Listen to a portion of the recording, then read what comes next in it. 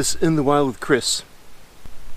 One thing that would be really handy in case of a emergency, a natural disaster, or something like that, where you have to evacuate, get out of your home, is a handheld radio to be able to receive messages from the authorities, weather reports and such. Now this is a small FM/AM radio receiver. It's battery operated. You have a solar charger, but also a hand crank to recharge it. Has a flashlight,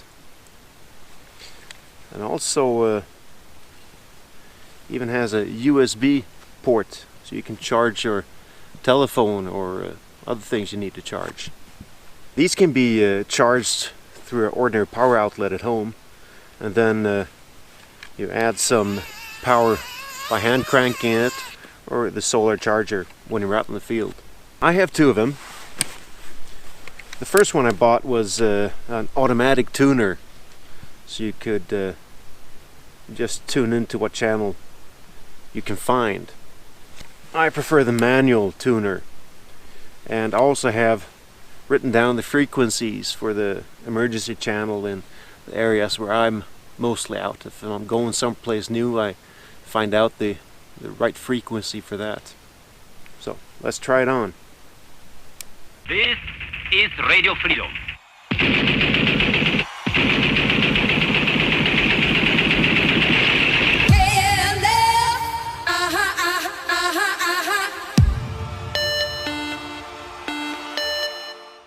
If you need to charge a phone, just insert your USB cable in there.